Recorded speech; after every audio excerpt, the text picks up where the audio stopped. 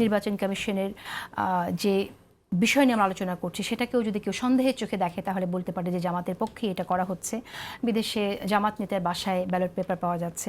কেউ যদি বলে যেটা আসলে জামাত ইসলামের দিকেই প্রভাবিত এই প্রশাসন, এবং যাতে জামাত ইসলামের দিকে প্রভাবিত সেটা যাতে কেউ না বলে সেজন্য জামাত ইসলাম আগে থেকেই বলছে এটা বিএনপির দিকে প্রভাবিত, তাহলে কিভাবে আসলে খারিজ হবে? না, এটা তো খুবই দুঃখজনক যে এই ব্লেম গেমটা শুরু হয়েছে। দেখেন, আমি ডাটা দিয়ে বলছি আপনাকে, সচিবালয়ে যখন কথা উঠেছে যে যারা অতীতে ক্ষতিগ্রস্ত হয়েছেন, ডিপ্রাইভড হয়েছেন, চাকরিচ্যুত হয়েছেন অন্যায়ভাবে, যাদেরকে প্রমোশন দেওয়া হয় নাই, এই ধরনের যখন একটা তালিকা আহ্বান করা হয়েছে, সেখানে প্রায় 1400-র মতো অফিসাররা দরখাস্ত করেছেন। এবং এই দরখাস্তর মধ্যে দেখা গেছে ম্যাক্সিমাম হচ্ছে বিএনপি জামাত ব্লেম করে তাদেরকে করা হয়েছে। এবং এরা কিন্তু সবাই একসাথেই ছিলেন। ধরেন, বিএনপি পন্থী যাকে চিহ্নিত করা হয়েছে বা জামাতপন্থী যাকে চিহ্নিত করা হয়েছে তাকে ট্রান্সফার করা হয়েছে চাঁপাইনবাবগঞ্জ পৌরসভায়।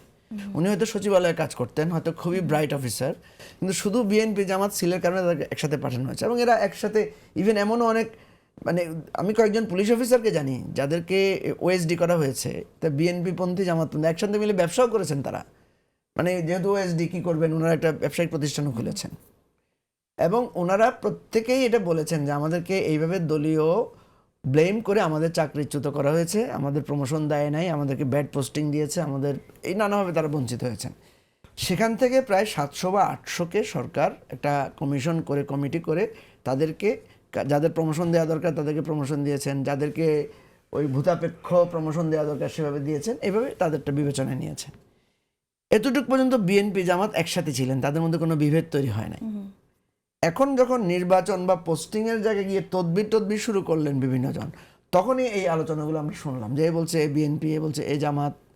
তখন এই এতদিন ছিলেন তারা বঞ্চিত গ্রুপ, এখন হয়ে গেছেন এ বিএনপির পক্ষে, এ জামাতের পক্ষে। এবং এটার জন্য আমরা দুই পক্ষকেই দেখলাম যে একজন আরেকজনকে দায়ী করছেন। যেমন আপনি দেখবেন যে বিএনপি বলছে যে এতজন ডিসি জামাতপন্থী, জামাত বলছে এতজন ডিসি বিএনপি পন্থী।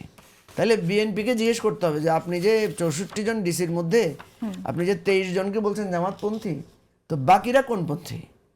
ঠিক আছে, আবার জামাত যখন বলছে এতজন ডিসি বিএনপি পন্থী, তাই জামাতকে জিজ্ঞেস করতে হবে বাকিরা কোন পন্থী, তাই না? তো কথা হচ্ছে এই যে ক্ষমতা বা রাজনীতির চর্চা এসে আমরা দুই দল, প্রধানত যারা এই ফ্যাসিবাদের সময়ে সবচেয়ে বেশি নির্যাতিত ছিল, নিপীড়িত ছিল, ধরুন আমরা যখন জেলখানায় গিয়েছি, যেমন আমি প্রিজন ভ্যানে, রিজভি ভাই, আমি জামাতের সেক্রেটারি, আরও অন্যান্য নেতারা ছিলেন, আমরা একই সাথে গিয়েছি। সেখানে তো আমরা কেউ মানে ওই যখন জামাতের সেক্রেটারি উঠতে পারছেন না তখন তো রিজভি ভাই হয়তো হাত বাড়িয়ে দিয়েছেন বা আমরা কেউ হাত বাড়িয়ে দিয়েছি। আবার যখন রিজভি ভাই বসতে পারছিলেন না, নিজের চেয়ারটা টেনে তো রিজভি ভাইকে বসতে দিয়েছি। তখন তো আমরা বলি নাই যে বিএনপিকে চেয়ার দিব না, জামাতকে আসছে কেন, জামাতকে আমরা হিংসা করব। অর্থাৎ কথা হচ্ছে বিপদে আমরা সবাই একতাবদ্ধ ছিলাম। এখন যখন স্বার্থের প্রশ্ন আসছে, এখন একজন আরেকজনকে ব্লেম করছে।